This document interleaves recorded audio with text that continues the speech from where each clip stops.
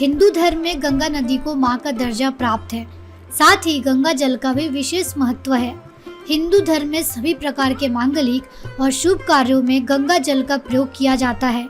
साथ ही ऐसा कहा जाता है कि गंगा नदी में स्नान दान करने से व्यक्ति को उनके पापों से मुक्ति मिल जाती है। साथ ही गंगा नदी में विशेष अवसरों पर अगर आप डुबकी लगाएंगे तो आपके घर परिवार में सुख समृद्धि आएगी। वहीं अगर हम पौराणिक कथाओं की बात करें तो उन कथाओं में कई राज छुपे हुए होते हैं। अगर हम उन तत्वों को खंगालेंगे तो वह धर्म की एक कड़ी को दूसरी कड़ी से जोड़ता है। महाभारत की बात करें तो उसमें गंगा माता से संबंधित एक कहानी है जिसके बारे में हम आपको बताने जा रहे हैं। हम बात कर रहे हैं महाभारत की उस कथा की जब माँ गंगा अपने 7 बेटों को पैदा होते ही नदी में डुबोकर उन्हें मार देती हैं। पौराणिक कथा के अनुसार राजा शांतनु माँ गंगा से प्रेम करते थे और उनसे विवाह करना चाहते थे। यह बात जानकर माँ गंगा उनसे विवाह करने के लिए राजी हो गई, परंतु उन्होंने इसके लिए एक शर्त रखी कि राजा शांतनु उन्हें किसी भी बात के लिए रोकेंगे टोकेंगे नहीं।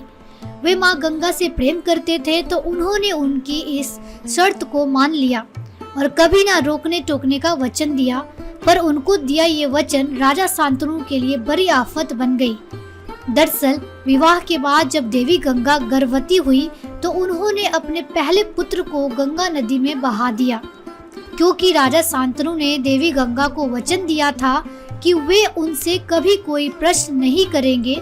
इस वचन के चलते वे अकेले में तड़पते रोते और देवी गंगा से किसी तरह का कोई सवाल नहीं कर पाते। इसके कुछ महीनों बाद माँ गंगा को फिर से पुत्र रत्न की प्राप्त हुई, लेकिन इस बार भी वैसा ही हुआ और यह सिलसिला 7वें पुत्र तक चलता रहा। राजा शांतनु अपने सामने यह सारी गतिविधियां देखते रहे, लेकिन चाहकर भी कुछ कह नहीं सके। यहाँ तक कि वे माँ गंगा से कुछ पूछ भी नहीं सके कि वे ऐसा क्यों कर रही हैं। कुछ महीनों बाद माँ गंगा को 8वें पुत्र रत्न की प्राप्ति हुई और वे उसे भी डुबोने के लिए गंगा नदी तट पर पहुंच चुकी थी। लेकिन इस बार राजा शांतनु से नहीं रहा गया और उन्होंने माँ गंगा से कहा कि मैं यह सहन नहीं कर पाऊंगा। तब देवी गंगा ने उन्हें कोई भी प्रश्न ना पूछने का वचन याद दिलाया। राजा ने कहा, उस समय मैं राजा था, लेकिन अभी मैं एक पिता के हक से यह सवाल करता हूँ कि तुम बार बार मेरे पुत्रों की इस तरह हत्या क्यों कर रही हो।